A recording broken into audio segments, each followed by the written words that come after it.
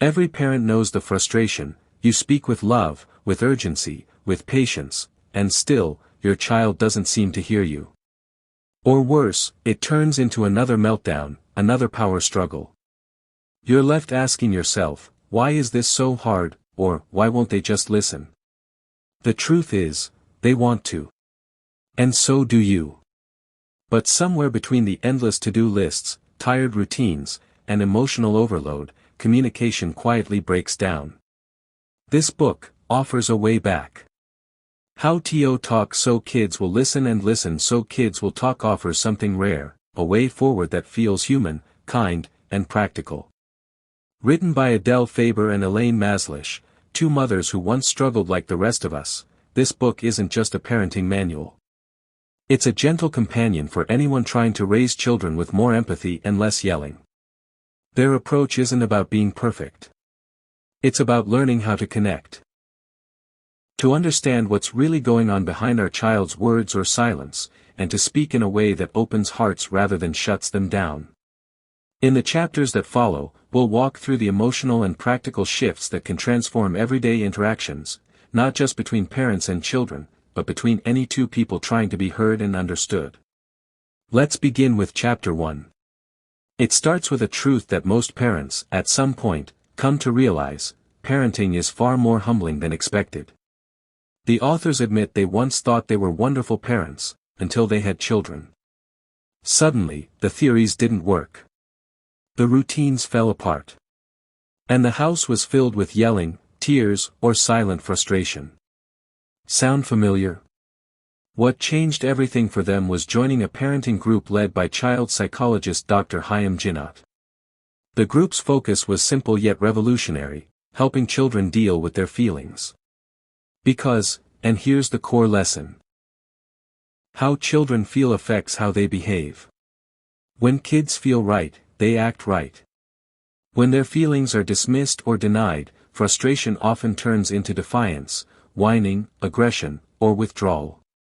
The authors noticed that even well-meaning parents, including themselves, often shut down their kids' emotions without realizing it. A child says, "I'm tired," and the parent replies, "You can't be tired, you just napped." Or, "I'm hot," and we answer, "No, it's cold. Keep your sweater on." These aren't terrible responses. They're instinctive. But over time, they teach children that their feelings aren't real, valid, or worth expressing.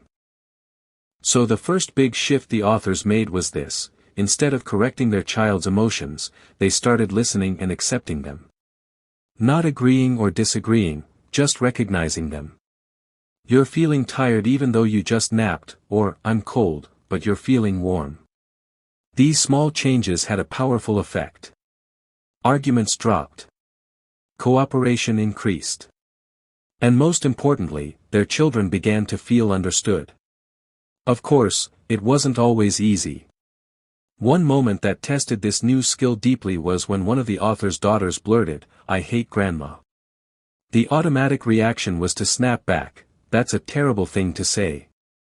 But in that moment, the author realized, strong feelings, even ones we dislike, deserve a space. Otherwise, they don't go away. They go underground. To help parents better understand this, the book invites us to imagine our own feelings being dismissed. Think of being yelled at unfairly by a boss. Now imagine telling a friend about it, only for them to reply, "You're just overreacting," or, "It's not that bad." How would that feel? Probably lonely, invalidating, and even more frustrating. That's how children feel when we shut down their emotions. So what can we do instead? The book introduces 4 simple yet powerful tools. Listen with full attention, not half listening while doing something else, but truly tuning in. A pause. Eye contact. Silence, even, is okay. Acknowledge with a word. Sometimes all a child needs is an "oh, I see," to feel heard. Give the feeling a name. That sounds frustrating. You're upset. Naming emotions helps children understand what's going on inside. Give their wishes in fantasy. If a child says, "I wish I could fly," instead of explaining why they can't, you might say, "Wouldn't that be amazing, soaring above the rooftops?" It softens disappointment by honoring the feeling behind the wish. The book makes it clear. The goal is not to indulge every emotion or abandon limits.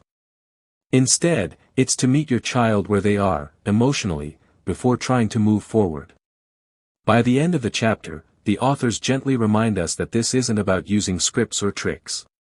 It's about developing an attitude of empathy, one that says, "I see you. I hear you. Your feelings matter." It's not always easy. It takes practice. But what we get in return is the beginning of a stronger relationship, one where our children feel safe enough to tell us the truth, even when it's hard. And isn't that the kind of connection we all hope for?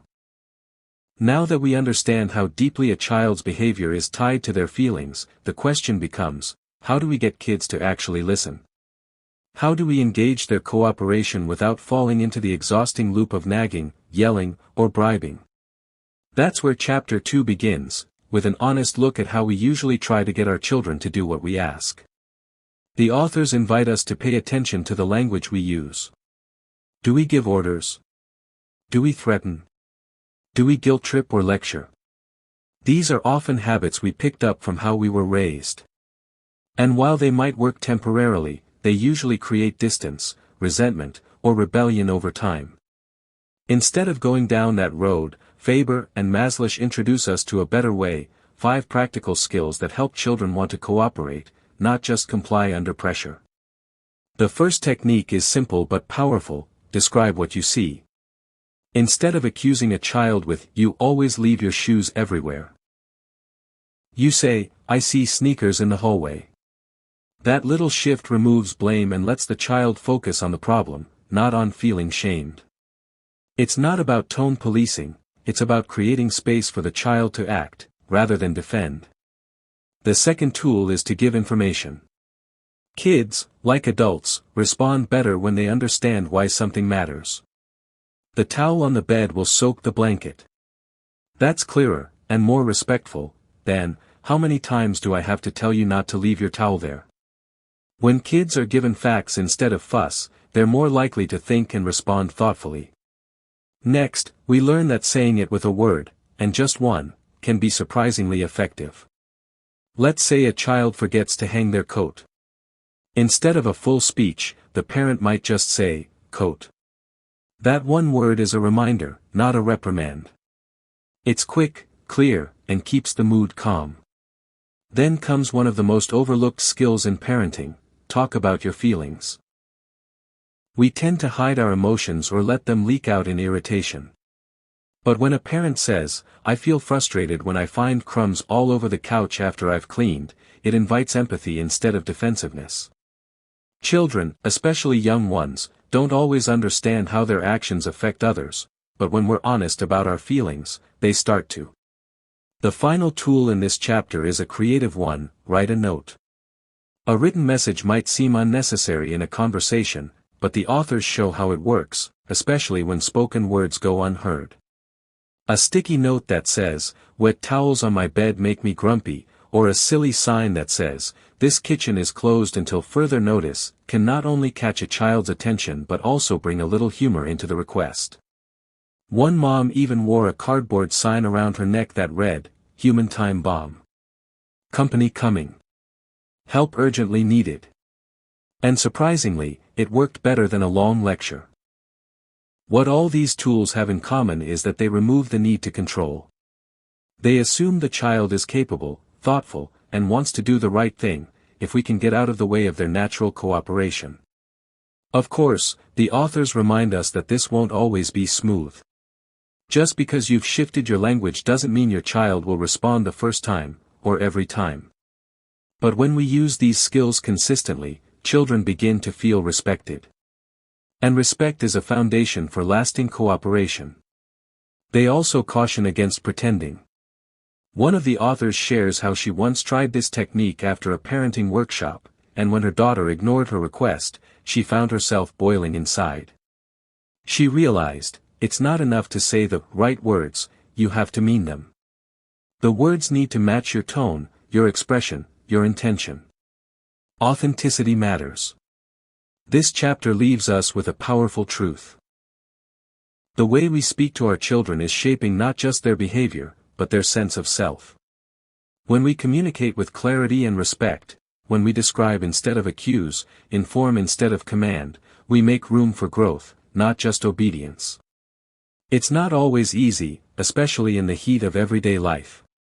But every time we choose to speak in a way that invites cooperation instead of conflict, we're building a better relationship, and a more peaceful home. Even when we've started listening more empathetically and speaking with respect, sometimes our kids just don't budge. They don't listen.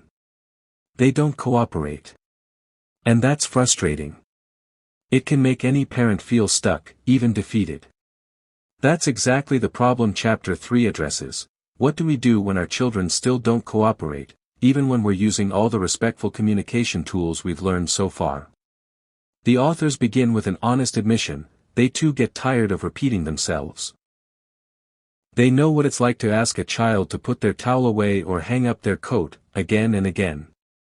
They point out something important here: using respectful tools doesn't mean we give up our limits or stop expressing frustration. It means we get to do so without hurting the relationship. So what happens when a child ignores us, even after we've calmly said, "The towel's getting the blanket wet"? We can increase the strength of our message without increasing hostility. This is where the authors introduce a more flexible, layered approach. First, start low, make a simple statement of fact. The towel is still on the bed. If there's no response, follow up with more descriptive information or a reminder: wet towels belong in the bathroom. Still no response. It's okay to raise the intensity a little, but not the blame. Maybe a louder call with the child's name: Jill, the towel. And if your own irritation is rising, it's okay to express your feelings clearly and directly, even strongly: I do not want to sleep in a cold, wet bed tonight. We can even add humor or creativity, perhaps leaving a sticky note that says, "Wet towels on my bed make me see red." Or, as one parent did, taping a sign to herself that read, "Human time bomb. Help urgently needed." The key here is variety. We don't have to stick to one perfect way. We have a toolkit now, and when one tool doesn't work, we try another. Our tone might shift. Our volume might rise. The goal is to match the message to the moment, without falling into threats or shame. The authors also remind us, if something is truly important, we don't give up after the first try. We keep going with calm determination, even if it takes 3 or 4 attempts. Respectful parenting isn't about being passive. It's about being firm without fury. But what if we've tried all of this, and the child still doesn't cooperate? That's when we might need to look at the situation more deeply. Are we asking something that's unrealistic for the child's age or temperament?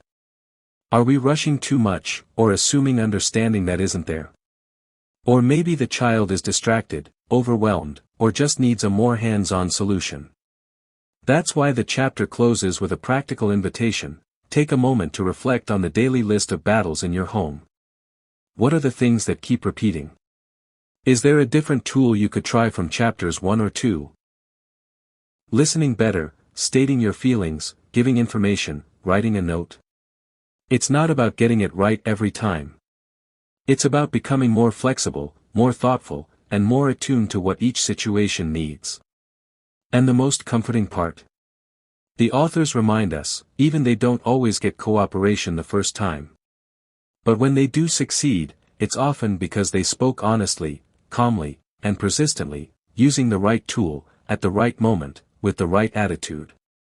So, if your child still doesn't listen sometimes, don't panic. You're not failing. You're just still in the process of learning how to engage cooperation in a more human, connected, and effective way. And in the next chapter, we'll go even deeper, exploring alternatives to punishment when things go wrong. As parents, we know the end goal isn't to raise children who depend on us forever. We want them to grow up, make good decisions, and handle life on their own. But in real life, encouraging independence can feel hard, especially when we're rushing out the door, when shoelaces won't tie, or when homework drama hits at 9 p.m. Chapter 4 opens with that very tension. We're told that it's not enough to want our kids to be independent, we have to actually give them space to become that way. And often, we unintentionally get in the way. The authors describe those moments we all recognize. We jump in to zip the jacket, to correct the homework, to solve the conflict with a friend, not because we don't trust our child, but because it's faster, easier, or we think we're being helpful. But every time we do that, we're sending a quiet message: you can't handle this. So, how do we change that? The chapter offers 6 powerful tools that parents can use to build their child's confidence and help them step into their own abilities. The first tool is to let children make choices. Instead of always deciding for them, put on your blue shirt, we say, would you like the blue shirt or the green one today? This small shift gives a child a sense of control and teaches decision-making. It's not about surrendering your authority. It's about offering structured freedom. The second tool is to show respect for a child's struggle. So instead of saying, oh come on, this is easy, just do it, we say, zipping jackets can be tricky at first. Sometimes it takes practice. It may seem small, but that respect makes a huge difference. When a child feels understood, they're more willing to try, and less afraid to fail. Next, we learn to avoid taking away hope. Parents do this all the time without meaning to. A child says, one day I want to build a rocket, and we respond with, that's not realistic. But the book invites us to answer with curiosity and encouragement. What an exciting idea. I'd love to hear more about it. Children grow into their dreams, and we get to be the ones who water them, not weed them out too soon. Another essential skill is to encourage problem solving instead of providing all the answers. If your child says, my toy broke, instead of immediately jumping in with, let's get a new one, you ask, what do you think we can do about it? This builds critical thinking, creativity, and persistence. Fifth, we're reminded to don't ask too many questions, especially not right when a child walks in the door. How was school? What did you eat? Who did you sit with? These come from love, but they can feel overwhelming. Sometimes a simple, glad you're home, or just being present gives a child the space to share when they're ready. The last tool in this chapter is both simple and profound. Let children learn from consequences, not in a harsh, punitive way, but in a respectful, reality-based way. If they forget their lunch, they might be hungry. If they leave their homework behind, they may face the teacher's response. These aren't punishments. They're life experiences. And when we allow them to happen with compassion, children learn responsibility and resilience. One of the authors tells a story about her child wanting to wear sneakers on a rainy day. Instead of forcing boots, she let him wear the sneakers, and later, when his feet were soaked, he said, next time, I'll wear my boots. That lesson stuck more than a lecture ever could. The message of the chapter is not to abandon your child to struggle. It's to walk alongside them, trusting that they can struggle, learn, and grow. That confidence, coming from you, becomes their internal voice later in life. By the end of the chapter, you're left with a hopeful image. Parenting isn't about controlling every outcome. It's about guiding, trusting, and gently stepping back, so your child can step forward into the person they're becoming. Sometimes, as parents, our instinct when a child misbehaves is to punish. It feels like the quickest way to stop the behavior and teach a lesson. But this chapter invites us to pause and really ask, is punishment truly effective? Does it lead to real learning, or just temporary fear? Chapter 5 begins with that honest exploration. The authors tell us they were once believers in punishment. They used it, timeouts, groundings, scolding, and it worked, for a moment. But then the same behaviors came back. Worse, the punishment left behind a layer of resentment, shame, or emotional distance. The kids didn't become more cooperative, they became more withdrawn or defiant. That's when the authors asked a crucial question. What can we do instead of punishment that actually helps a child grow? The chapter offers a powerful alternative: problem solving. This means working together with your child to understand what went wrong, why it happened, and what can be done differently next time. It treats the child as a partner, not a prisoner. But first, we're reminded that punishment can backfire. When a child is punished, they might feel angry, ashamed, or misunderstood. That emotional fog blocks real reflection. Instead of learning from their mistake, they get stuck defending themselves or blaming others. What they miss is the chance to take responsibility in a thoughtful, clear-headed way. So what does this alternative look like? Let's say a child draws on the wall. Instead of shouting or grounding them, you might say, "This wall isn't for drawing. Let's talk about what happened." Then you guide the child through 4 key steps. Express your feelings and the problem, calmly. "I'm upset about the marks on the wall. I want to keep our home clean." Listen to the child's side of the story, without judgment. Maybe they were bored. Maybe they thought it was okay. Brainstorm solutions together. What can we do about the wall? Let them be part of the fix, cleaning it, finding where paper is kept, agreeing on a rule. Agree on a plan, something that makes sense and feels fair to both of you. This kind of conversation not only corrects the behavior but teaches life skills, empathy, responsibility, communication, and problem solving. The authors share examples where parents used this approach, and the results were powerful. One mom talked about how instead of yelling at her son for forgetting his homework, she asked, "How can you remind yourself next time?" They ended up coming up with a checklist for his backpack. No yelling, no tears, just progress. Another father admitted that his instinct was to punish first. But when he shifted to problem solving, he saw his son begin to open up and take responsibility. They became closer, not more distant. Of course, this approach doesn't mean there are no consequences. It just means the consequences are natural, respectful, and shared. It's about helping a child see the impact of their actions, not just fear the punishment. And like everything in parenting, this takes practice. There will be moments when you'll want to snap or revert to old habits. But when you choose to pause, to talk, to listen, even if imperfectly, you're sending your child a powerful message: you're capable of solving problems. I believe in you. This chapter doesn't promise perfection. But it does offer hope, that discipline can be firm and kind.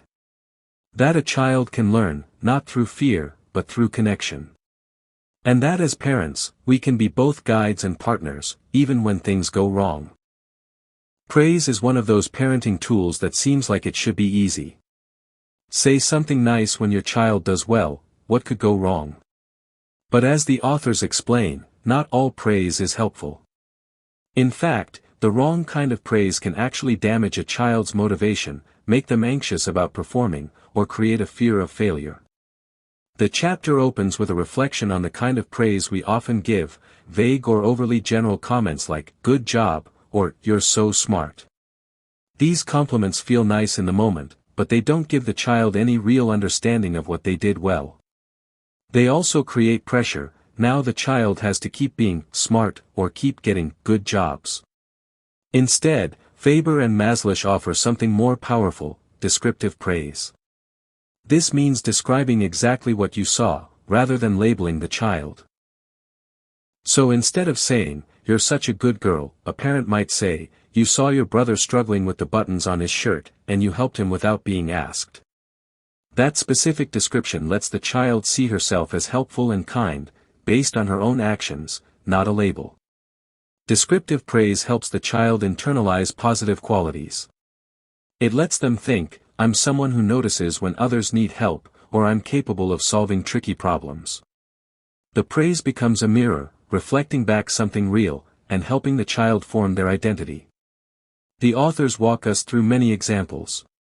One mom noticed that when she praised her daughter's neat handwriting with, "Your writing looks great today," her daughter shrugged it off. But when she said, "Your letters are spaced evenly, and you remembered all your capitals," her daughter lit up. The difference? One praised the result. The other praised the effort and process, which feels more real and empowering to a child. Another dad shared how his son vacuumed the living room. Instead of saying, "Good job," the father said, "You didn't miss a single corner, even behind the couch." That told the child that his attention to detail mattered, and made him proud of his own standard, not just his dad's approval. What's surprising in this chapter is how the authors also invite us to use praise even when things go wrong. Not as a way to sugarcoat mistakes, but to remind a child of their potential. One mom described how her daughter lost her subway pass, again. Instead of scolding, she said, "You've been so responsible with your schoolwork lately. I know you can come up with a way to keep track of your pass, too." That kind of praise says, "I see your past successes. I believe in your ability to do better." It builds confidence without shame. But perhaps the most touching stories in this chapter are about quiet praise, moments where a parent sees something good, and just acknowledges it gently. No fanfare. No speech. Just noticing. These small moments often land the deepest. One parent wrote a note to her son, "Thanks for being ready on time for the carpool this morning. It made a big difference." That small recognition made the boy feel seen, and he started trying harder in other areas, too. The chapter reminds us, real praise doesn't control. It connects. It doesn't tell a child who they are, it helps them see who they are becoming. The goal isn't to raise praise-hungry kids who constantly look for approval.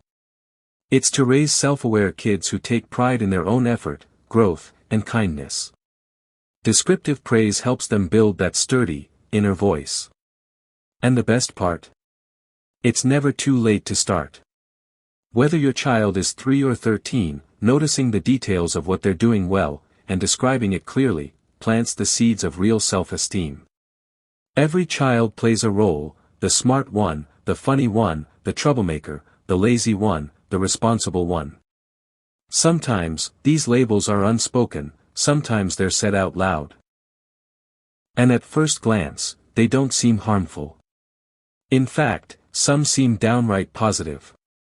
But this chapter challenges that assumption. Faber and Maslish reveal something powerful: labels, even the good ones, can trap a child in a role they may not want, or feel they can't live up to. For instance, if a child is always told they're the smart one, what happens when they struggle with something difficult? They might feel ashamed, or even give up, afraid they're no longer smart enough.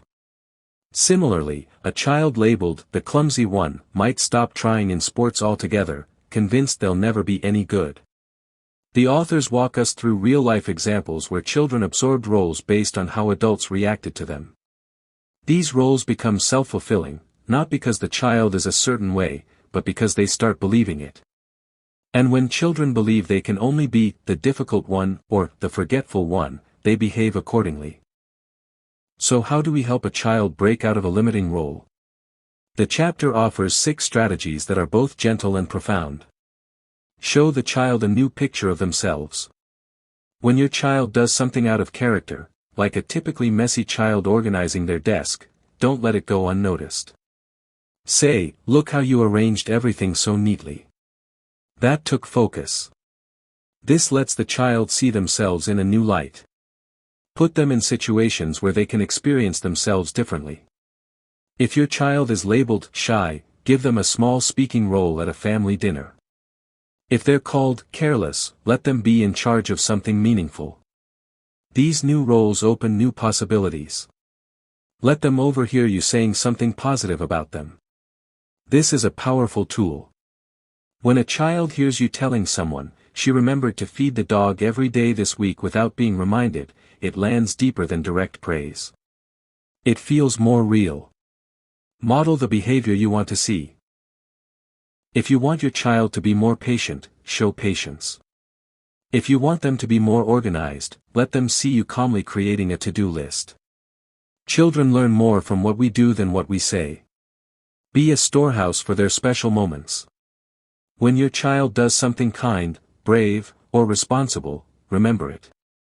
Bring it up later. "I'll never forget the time you helped your little brother find his toy when he was crying." This builds a narrative that tells them, you've done good before. You can do good again. When they act out an old role, respond with your expectations, not the label. So instead of saying, you're always so selfish, say, I expect you to be fair. Instead of, you're being a bully, say, you can tell your brother what's bothering you, without hitting. This chapter also includes heartfelt stories from parents who use these tools to help their children step out of limiting roles. One mother stopped calling her son the forgetter and instead left him a note that said, I trust you'll find a way to remember your trumpet today. That shift helped the boy begin to take responsibility, without shame. Another father stopped accusing his son of being a bully and instead said, hitting is out. How else can you get the quiet you need? That one question led to a breakthrough in the child's behavior. What becomes clear is this: children often live up, or down, to the expectations we hold of them. When we shift those expectations, we open the door for them to grow. Changing roles isn't easy. It takes patience, observation, and sometimes biting your tongue when an old label wants to slip out. But when we free children from these narrow definitions, we give them room to become more whole, more confident, more themselves. And maybe, just maybe, we free ourselves a little, too. We stop reacting based on old scripts and start seeing our children, and our parenting, with fresh eyes. Parenting doesn't come with a script. There are no perfect lines, no guaranteed outcomes. But what Faber and Maslish offer us in Chapter 8 is this: if we can commit to respectful communication, and keep growing ourselves, we can transform our relationship with our children, and with ourselves. This chapter, in many ways, is a reflection. It acknowledges that change is hard. Even after learning all the tools, how to accept feelings, engage cooperation, encourage autonomy, use praise wisely, avoid punishment, and free kids from roles, we will still stumble. We'll still get impatient. We'll still snap. We'll still fall into old patterns. And that's okay. What matters most is that we notice it, take responsibility, and return to the path. The authors stress something crucial here: you don't have to get it right every time. Just enough times to shift the emotional climate in your home.